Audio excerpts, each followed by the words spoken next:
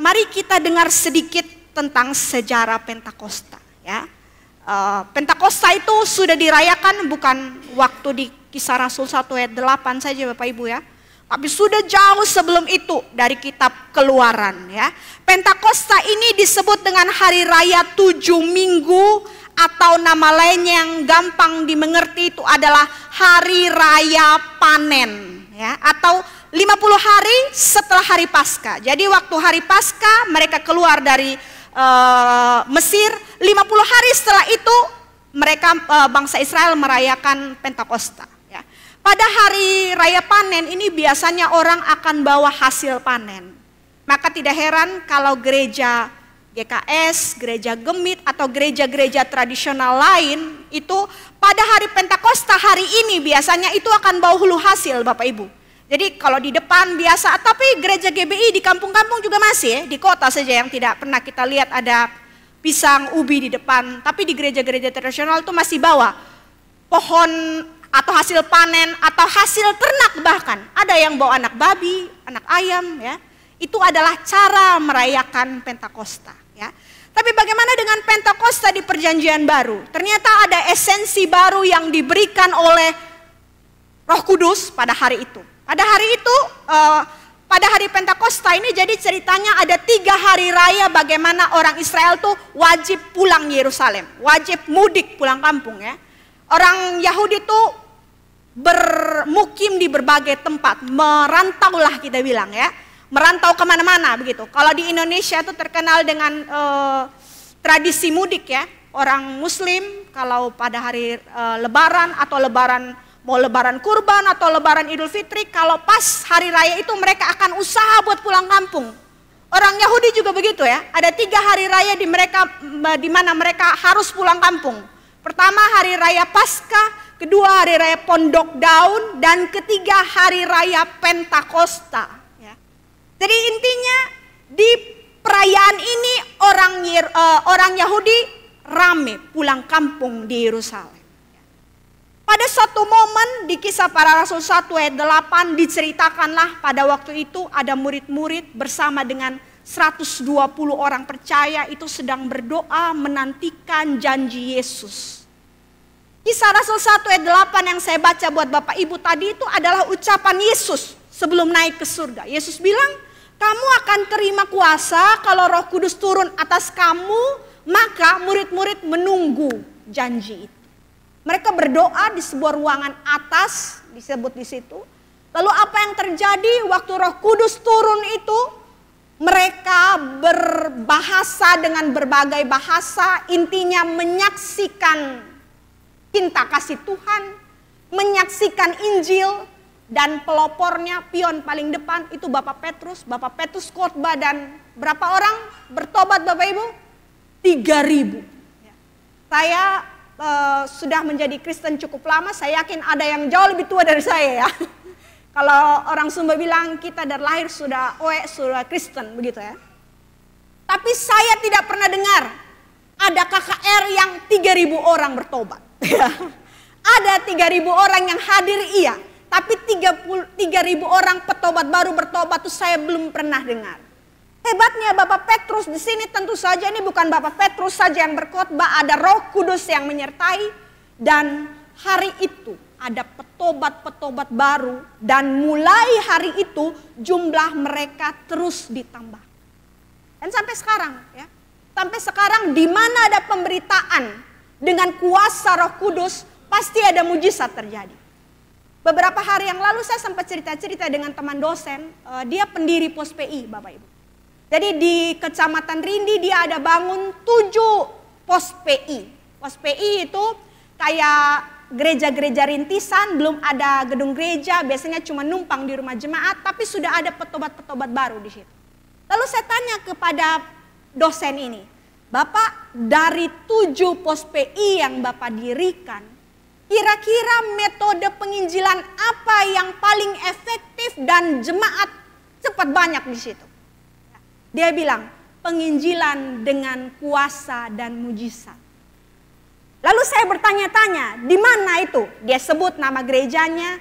Apa yang terjadi? Saya mendoakan satu orang kepala kepala gereja marapu, cucunya sembuh, alhasil dia kasih tanya untuk bangun gereja dan banyak orang jadi petobat baru. Intinya apa? Pelayanan dengan kuasa Roh Kudus tentu akan menghasilkan pertumbuhan. Ya. Tidak saja untuk kita pribadi, tapi juga untuk jemaat. Ya. Namun sayangnya tidak semua orang percaya ya, kita bilang gereja, tidak semua gereja bertumbuh. Ada gereja yang pertama 300 orang, lama-lama jadi 200, lama-lama jadi 100, lama-lama tutup. Ya. Kita lihat kayak di Eropa ya, banyak gereja yang dijual jadi diskotik, itu sudah rahasia umum. Tidak semua juga orang Kristen itu mengalami pertumbuhan rohani. Berapa Natal Bapak Ibu sudah lewati? Berapa Pentakosta Bapak Ibu sudah rayakan? Kira-kira kalau kita ke Posyandu ya Bapak Ibu ya, bisa ukur berat badan, tinggi badan anak-anak kecil tuh. Di bawah 5 tahun selalu dipantau pertumbuhannya. Nah kalau kita kira-kira kalau ada Posyandu khusus mengukur pertumbuhan rohani, kita berat berapa kilo ya? Tinggi berapa ya? Atau jangan-jangan kita rohani itu termasuk stunting. Kayaknya yang ketawa sama anak pernah dibilang stunting ya. Ya karena memang dia ada penyakit penyerta begitu ya. Cuma rasanya kita orang tua kalau dengar ibu anak stunting, tolong kasih makan agak banyak, itu rasanya sedih begitu. Nah bagaimana kalau rohani kita disebut stunting, tidak tumbuh? Apa penyebabnya? Ya, tadi di Lukas pasal 5 yang kalau tidak salah ibu-ibu yang baca disebut di situ kantong anggur yang baru. Kantong anggur tuh Bapak Ibu saya mau bikin PowerPoint tadi cuman rasanya akan susah kalau ditampilkan di depan ya, terlalu kecil gambarnya. Kantong anggur itu kalau Bapak Ibu suka nonton film-film itu biasa untuk orang bawa minum di padang gurun dari kulit zaman-zaman dulu, film-film kolosal itu biasa begitu. Bentuknya oval Bapak Ibu, itu terbuat dari kulit kambing. Ya. Jadi teorinya begini ya, anggur yang baru ini maksudnya bukan buah anggur Bapak Ibu, tapi air perasan anggur atau sari anggur. Sari anggur yang baru diperas itu akan dimasukkan ke dalam satu kantong dari kulit kambing, harus baru Bapak Ibu, tidak boleh lama. Kenapa? Karena kantong yang lama itu pasti bekas pakai anggur yang lama.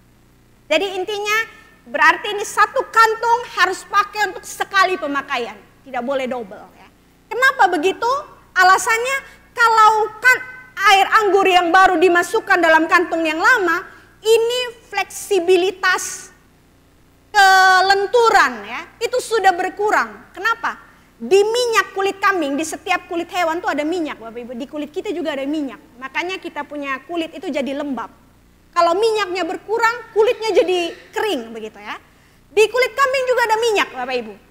Kulit dalam minyak kambing itu akan membuat kantung dari kulit kambing ini melentur.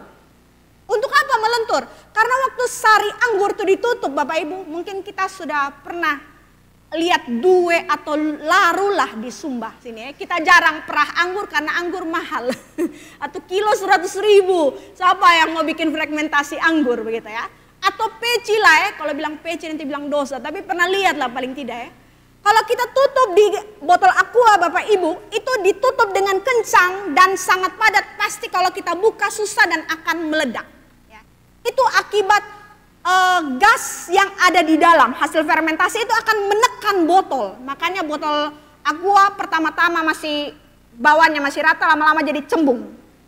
Madu asli juga kayak begitu, ada fermentasinya ya. Sama, dia akan menekan kantong kulit ini jadi pertama dari kempes, lama-lama jadi gendut, gemuk. Tapi kalau dimasukkan dalam kantong yang lama, akibatnya adalah tidak bisa dia tahan gas yang ada dari hasil fermentasi ini. Lama-lama kantung ini akan meledak.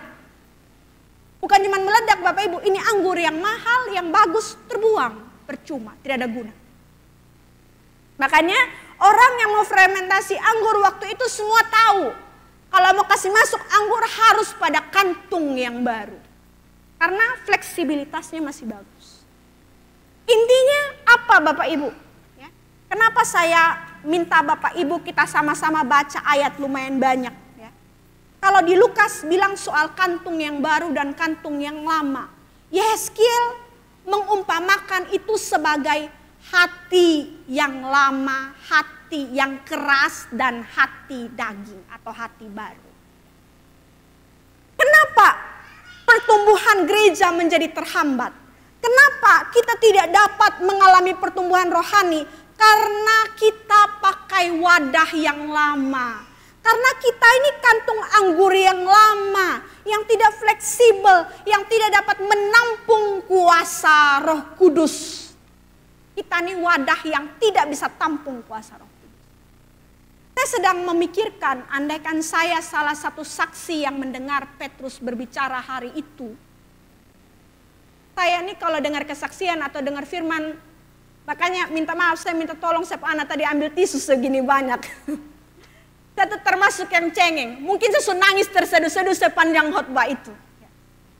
Betapa luar biasanya kuasa Roh Kudus sehingga kalau wadah kita, hidup kita jadi hidup yang lama, tidak bisa. Roh Kudus hanya akan terbuang percuma dalam tanda kutip. Kita menganggap bahwa Roh Kudus itu bukan apa-apa. Kita tidak akan menganggap bahwa Roh Kudus itu penting untuk pelayanan dan hidup kita. Lalu bagaimana agar Roh Kudus yang dicurahkan itu atau yang harusnya menjadi bagian kita itu dapat optimal bagi pribadi kita dan bagi gereja? Yehezkiel bilang tadi, aku akan mencurahkan padamu air jernih. Menariknya, Yehezkiel mengumpamakan Roh Kudus bukan seperti anggur kayak Lukas, tapi seperti air jernih. Air jernih ini akan mentahirkan kamu dari segala kenajisan. Dan kamu akan diberikan hati yang baru. Akan menjauhkan dari tubuhmu hati yang keras. Saya agak sedikit lucu waktu baca hati yang keras ini. Saya baca dari berbagai terjemahan. Ternyata hati yang keras ini diterjemahkan dengan hati batu. BATU, bukan hati baru. Saya agak lucu kalau orang-orang tua dulu sudah jengkel sekali sama kita dan bilang kita, ih batu ini. Tapi ternyata benar hati batu itu ada. Yehezkiel aja bilang, kalau kita hidup dalam hidup yang lama, hati kita tuh kayak hati batu. Sakit liver kak ibu bukan Apa indikatornya? Hati batu. Satu hari kita pernah sharing-sharing dengan mahasiswa di kelas tentang mendukakan Roh Kudus. Tentang menghujat Roh Kudus. Ya. Ada ayat-ayatnya nanti kapan lah kalau omong ke sana nanti terlalu melebar. Hati yang batu itu tuh hati yang apa? Bapak Ibu, kita semua pernah jadi anak sekolah Saya pernah tanya ke anak-anak sekolah dan saya pun mengalami. Hari Senin saya termasuk pelanggan setia lambat kalau apel di SMA 1. Bukan karena saya malas, bukan Bapak Ibu. Tapi karena rumah saya di Prelius, sekolah di Radamata, terus orang tua tidak punya motor, saya mesti jalan kaki. Syukur-syukur ada uang untuk naik bemo. Kalaupun naik bemo itu rate keberapa baru kita naik. Zaman saya dulu masih SMA, itu naik duduk ini kita bisa pangku 3 orang di depan kita. Kalau mau cepat, kalau tidak jalan kaki. Begitu zaman saya SMA. Jadi kalau tidak mau berpangku, jalan cepat-cepat. Lewat jembatan gantung, naik di Radamata baru sampai di sekolah. Ujung-ujung jam 7.15, pintu sudah ditutup, kita pelanggan upacara di luar. Bapak Ibu, waktu pertama saya lambat rasanya malu luar biasa. Malu. Walaupun banyak teman di belakang. Tapi lama-lama malu itu hilang. Biasa suasana lambat. Paling cabut rumput. Karena apa Bapak Ibu? Karena sudah sering dan apa? Ada teman. Dosa itu begitu. Kalau kita hidup dalam dosa dan pesertanya bikin itu dosa rame-rame, tidak akan rasa bersalah Bapak Ibu. Tapi memang hukumnya begitu Hati batu itu adalah, saya mendefinisikan sendiri Kalau cari di kamus hati batu hati terbuat dari batu gitu Hati batu itu hati di mana kita sudah tidak sensitif lagi pada Roh Kudus. Awal mula kalau kita bikin dosa Bapak Ibu ada perasaan tidak nyaman Memang tidak ada suara verbal seperti ayo kamu bikin dosa bertobat. Itu mungkin tidak ada. Tapi Tapi rasa bersalah, rasa tidak nyaman itu adalah cara Roh Kudus menegur kita sebenarnya. Ayo salah, belok-belok begitu. Lama-lama kalau suara itu kita abaikan, 1-2 kali tidak nyaman, lama-lama terbiasa, maka kita punya hati menjadi tidak sensitif dengan suara Roh Kudus. Itulah hati batu. Hati yang terbuat dari batu. Mau pendeta Benny Hinn, kalau dulu masih jaya-jayanya Benny Hinn datang tegur juga, batu. Apalagi pendeta yang hari-hari ketemu kita, batu. Apalagi orang tua yang tegur kita, batu. Kayaknya kalau omong hati batu, bisa jadi kita bagian dari situ. Kita kadang-kadang memilih audiens atau penasihat yang kita mau dengar. Saya sedikit agak saya termasuk orang yang senang begitu kalau misalkan ada yang info di grup-grup gereja atau di Facebook ada KKR, pendeta dari luar negeri atau pendeta Gilbert Lumaindong datang, lalu jemaat semua datang penuh lapangan Matawai. Saya senang firman Tuhan diberitakan. Tapi kenapa kalau pendeta lokal yang bicara tidak berbondong-bondong? Kita memilih siapa yang menegur kita. Kita memilah-milah firman Tuhan mana yang kita mau dengar. Oh, kalau pendeta ini saya dengar. Kalau pendeta itu, dia masih baru. Dia dari mana? Saya tidak pernah lihat dia. Bahkan mungkin saja Bapak Ibu, kita ditegur tiap hari oleh anak kita. Oleh orang yang tidak kita anggap. Oleh orang di pasar. Oleh orang di jalan. Tapi kita tidak mendengar karena hati kita sudah jadi hati batu. Satu hari saya pernah ditegur oleh anak saya. Oleh hal-hal yang sederhana. Satu hari saya kecewa betul-betul dengan keadaan. Lalu saya menangis.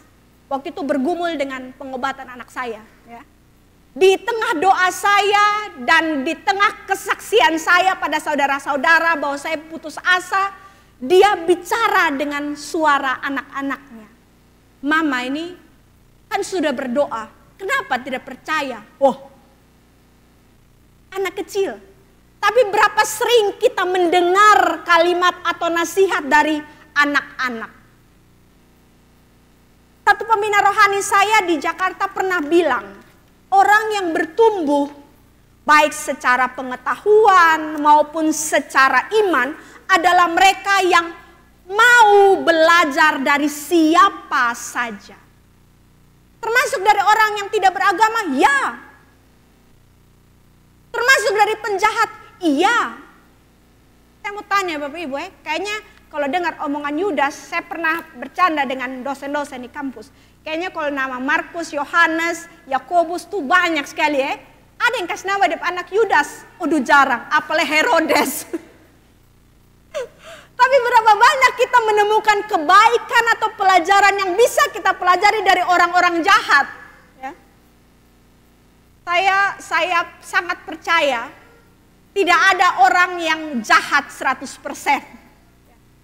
Ada kebaikan yang Tuhan taruh dalam diri mereka dan bahkan pelajaran itu dari diri mereka, dari hidup mereka bisa berguna buat kita. Itu hati batu Kalau kita tidak mengganti hati batu itu jadi hati baru, BARU, kita tidak mungkin bisa menerima Roh Kudus secara maksimal. Kita tidak mungkin bertumbuh secara rohani. Kenapa begitu Ibu? Bisakah? Kan kita datang gereja, tidak bisa. Firman Tuhan bilang yang menginsafkan dunia akan dosa itu siapa? Bukan Bapak Pendeta, bukan Bapak Penginjil, bukan WL, bukan singer, bukan kami yang melayani di mimbar. Tapi Roh Kudus. Kalau hidup kita tidak ada Roh Kudus, kalau pelayanan tidak ada Roh Kudus, maka kita hanya rutinitas. Oh, hari Minggu harus ibadah. Saya ada jadwal ibadah, saya ada jadwal pelayanan, maka saya pelayanan. Saya ada jadwal mengajar, maka saya mengajar. Tapi tidak dengan kuasa. Sampai di satu percakapan lagi saya bertanya kepada salah satu dosen. Berapa banyak GBI di Waingapu yang ada altar call? Dulu zaman saya masih sangat muda, SMP. Saya diubahkan Tuhan dari altar call seorang pendeta di GBI Matawai. Kita pada karismatik. Tapi berapa banyak kita menumpangkan tangan dan mendoakan jemaat. Berapa banyak lagi ada manifestasi kuasa Roh Kudus seakan-akan so habis ibadah cepat. 1,5 jam aja orang mau pulang, mau pergi mana. Kita bukan menyediakan waktu untuk dibentuk oleh Tuhan, tapi sekedar store diri, absen ibadah di gereja. Itu yang sedikit saya lihat. Jangan-jangan kita sudah menjadi gereja Bethel Indonesia yang tidak lagi mengobarkan kuasa Roh Kudus di tengah pelayanan kita. Ya tidak heran ya. Maka akan ada banyak hamba-hamba Tuhan yang tidak percaya lagi bahasa roh. Maka akan banyak orang lagi yang tidak percaya mujizat omong kosong itu. Waktu tumpang tangan dia bisa jalan tuh pasti dia tuh dari rumah tidak sakit. Orang percaya kita mengingkari kuasa Roh Kudus. Seberapa banyak? Lalu saya bertanya kepada saya diskusi banyak tentang Roh Kudus beberapa hari lalu ya. Sama satu orang teman dosen. Kalau tidak bisa bahasa roh, bukan berarti bahasa roh tidak ada. Bapak Ibu. Ya. Kalau saya misalkan ada satu lawar ya, ada namanya bulu babi, orang Sumba tahu. Ya. Jadi tahu bahasa bulu babi. Itu orang dari Sumba biasa ambil dari laut, langsung korek, langsung makan. Orang Sumba yang suka bilang enak. Kalau kita yang tidak suka bilang, geli. Pertanyaan saya, kalau saya bilang geli, apakah itu bulu babi bukan makanan? Dia tetap makanan, kita cuman tidak dalam porsi itu. Kalau ada orang yang menumpangkan tangan atas orang sakit dan sembuh, kita tidak percaya, bukan berarti itu salah. Mereka yang menerima kuasa menumpangkan tangan dan sembuh, mereka yang tidak menerima kuasa jangan bilang itu salah. Roh Kudus itu kuasa yang saya bilang ya, dia itu tidak terbatas. Tidak terbatas. Satu hari kita pernah pelayanan, waktu saya semester 4 di Baduy luar. Baduy luar itu di Banten. Kalau Baduy dalam, kata orang Jawa Tengah itu, Jawa Barat itu adalah pusat okultisme. Kalau mau kaya, mau populer, mau berkuasa, pergi minta obat di Baduy. Orang Jawa Barat tahu lah. Kita pergi penginjilan di situ.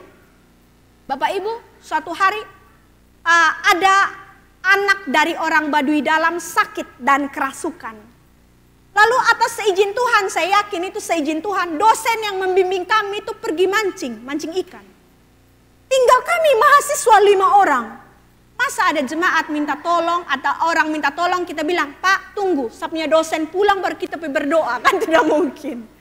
Kita yang 5 orang pergilah dengan dalam status mahasiswa masih belajar. Maka kita berdoa. Di tengah doa itu saya yakin Roh Kudus bekerja. Ya.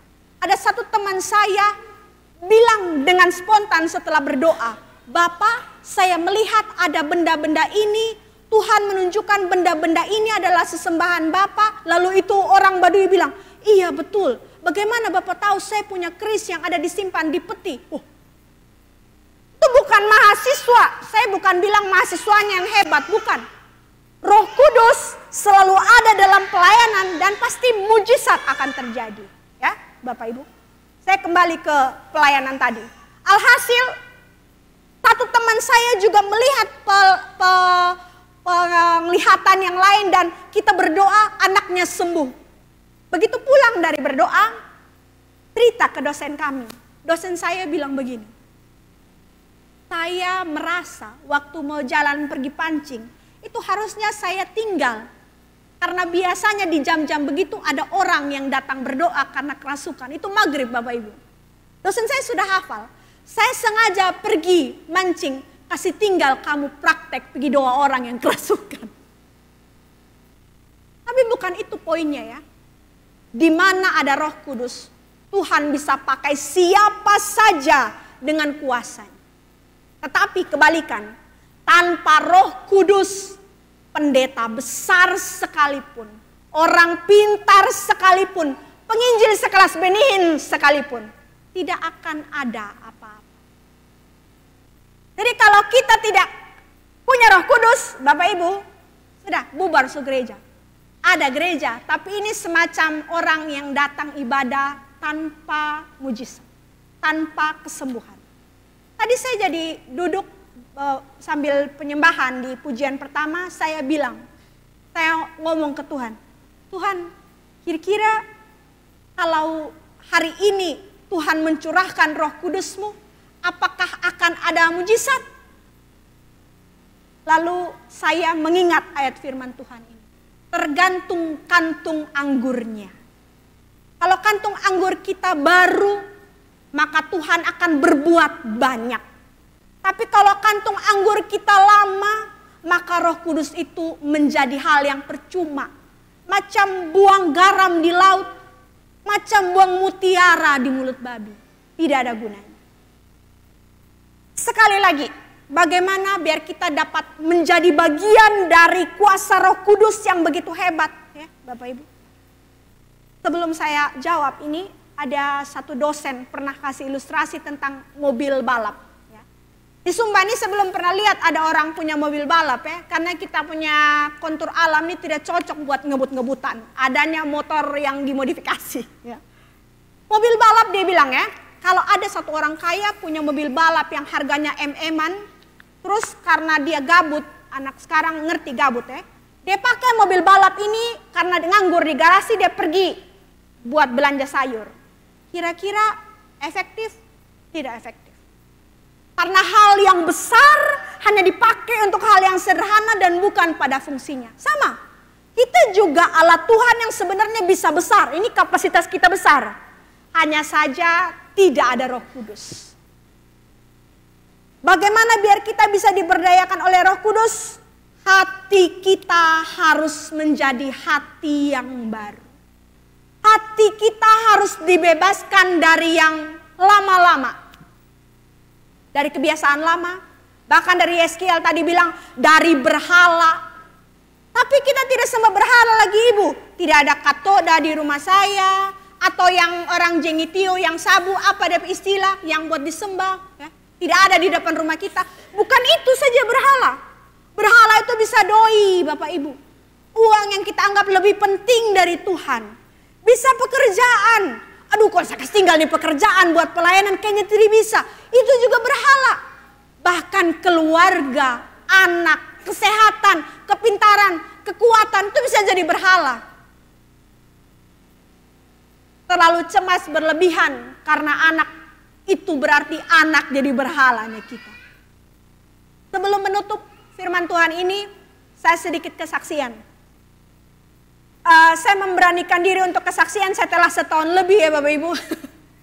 Tahun lebih bukan karena saya tidak berani bersaksi, tapi karena saya tidak berhenti menangis kalau omong begitu. Setahun yang lalu saya bawa anak saya yang bungsu ini pergi berobat ke Surabaya. Singkat cerita, sudah 3 bulan di sana, sudah habis uang, habis masa cuti, capek dan segala macam. Kami pulang dengan satu pernyataan dokter, alat tidak ada Ibu. Saya sempat tanya, ini kapan alat ada? Mungkin tahun depan juga tidak ada. Maka pulanglah. Pulang dengan uang pinjam juga di orang. Karena tidak ada uang sama sekali di dompet. Lalu pulanglah kami di Sumba.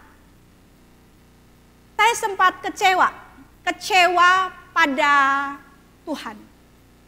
Saya bergumul luar biasa, membangkitkan iman saya.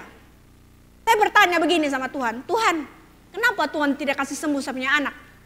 Bukankah Tuhan bilang kalau kita berdoa dalam nama Tuhan ada kesembuhan? Ternyata ya, Tuhan ingin membuat saya hanya melihat Tuhan, bukan lihat dokter.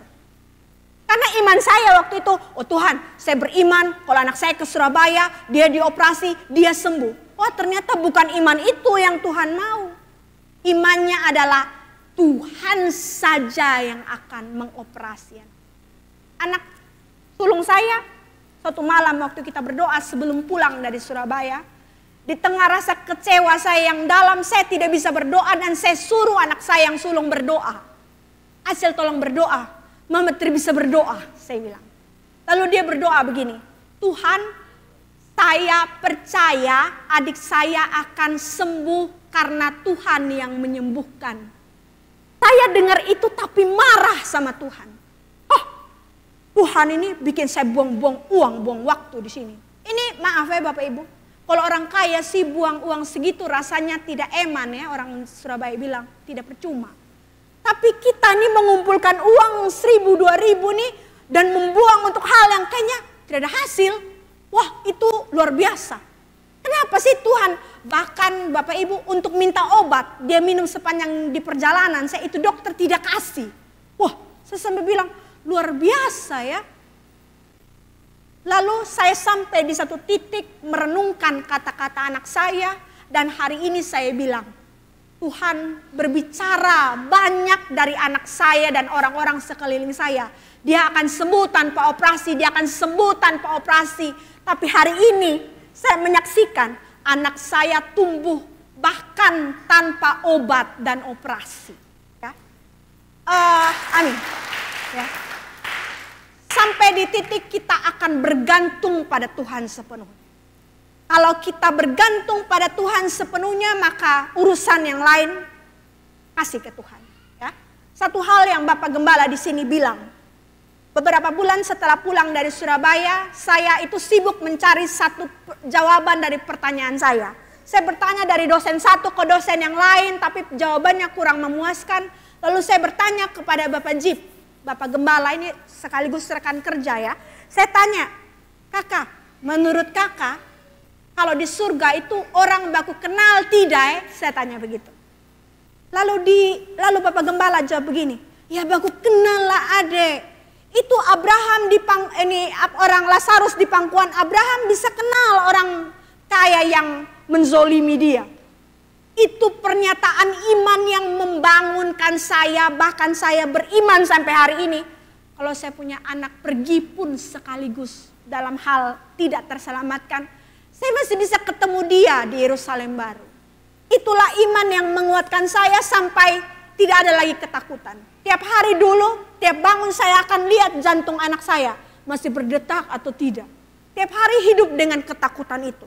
Tapi sekarang, maaf Bapak Ibu ya, sampai kalau dia sakit batuk sekalipun saya bilang, ya sudah kita kasih obat, kalau tidak sembuh, tidak selamat pun kita masih ketemu di sana. Ya, itu bukan putus asa, tapi ini adalah pernyataan iman yang saya bangun setiap hari. Waduh, saya tidak bisa menyaksikan ini karena saya belum klik. Buat apa? Kenapa Tuhan tidak tolong anak saya? Itu saya belum ketemu jawabannya, makanya saya tidak berani bersaksi. Hari ini saya berani bilang ke depan Bapak Ibu semua, kalau kita punya hati yang baru yang Tuhan ubah, Tuhan bisa buat apa saja dalam hidup kita untuk perkara-perkara yang luar biasa.